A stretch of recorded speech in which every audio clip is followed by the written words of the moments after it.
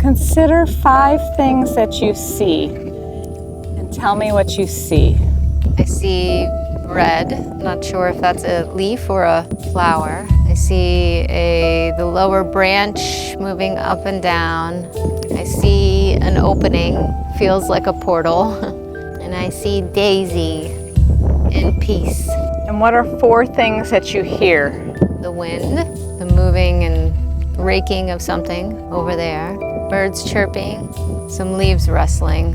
What are 3 things that you feel? A little scared, a little safe, and a little surrender. What are 2 things that you smell? Something sweet, not sure what. And what do you taste? Just hydration. I don't know if that gives you a flavor profile, but I taste kind of neutral. So as you've been standing there, from Charlotte initially having movement, she initially stepped away as you started seeing. Then she squared up her legs to be standing almost completely square. And then by the last thing, the things that you taste, she cocked one leg and rested. So she went through a relaxation, a settling and a relaxation as you went through those senses and those sensations. How did that feel for you? What did you notice during that process? I think all of the emotions I shared, I felt the shift. And though it was physical, then maybe reflecting now, it could be just a shift in, my energy and my weight. But at first when she leaned, I was like, oh no, am I gonna fall off? Maybe I'm a little scared. And then I went from scared to safe, and then from those 3 emotions, and then from safe to surrendering in that cocked position. Your reins even went from a very tight line to a more droopy line by the time we started talking at the end. So there's a lot of visuals there of scared to safe to surrender. So now carefully invite movement. Ask her a little bit with your legs and a little bit with your mouth to go out to the edge of the circle and start walking around the circle. Nice.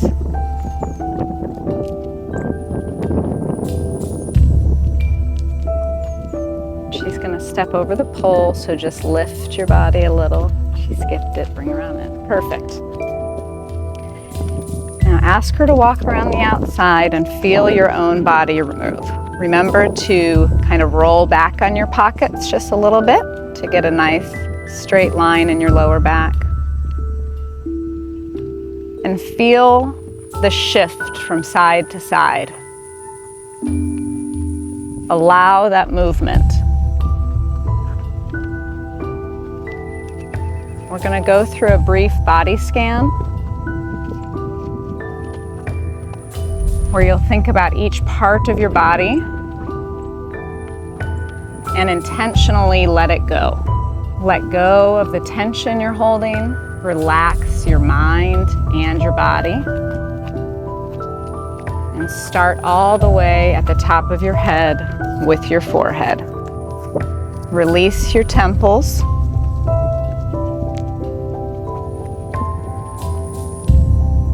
Relax your jaw. Let go of your chin.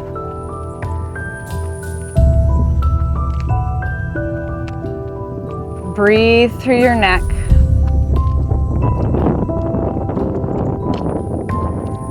Letting go of your throat. Drop your shoulders.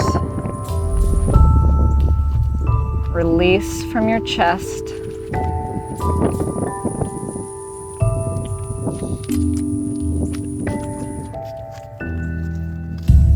And drop your arms.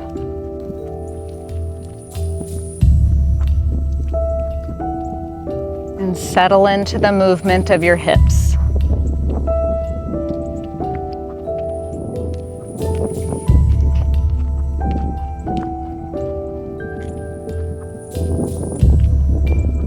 Feel your seat on the horse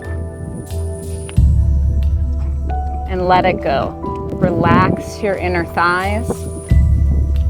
Let go of your hamstrings.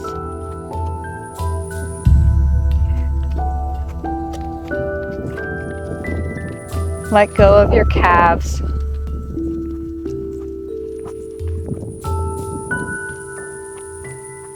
Release your ankles.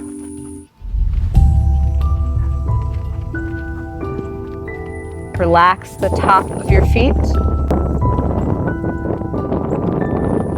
And drop your toes.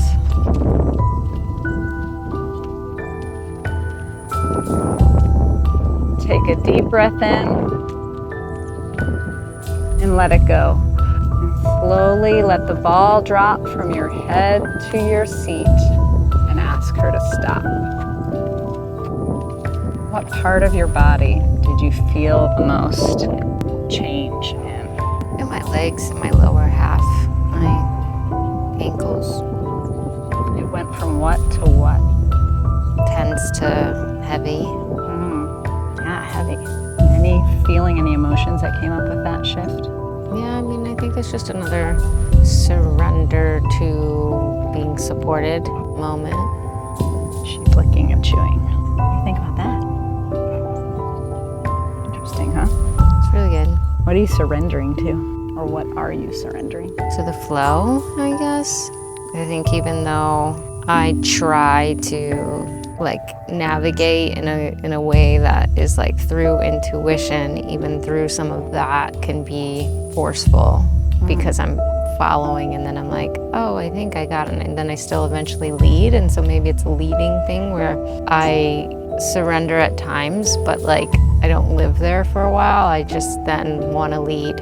So I don't know if I'm also trying to lead myself, and it's with the best intentions, and so I think maybe settling more into the emotion rather than just being oh good, I got it, now I'll lead, and I think there's more to learn in that space. Yeah, it's very easy to think the lesson has been learned, let's move on. Right, and keep going. But yeah, there's constant evolution, circling back to the same thing sometimes.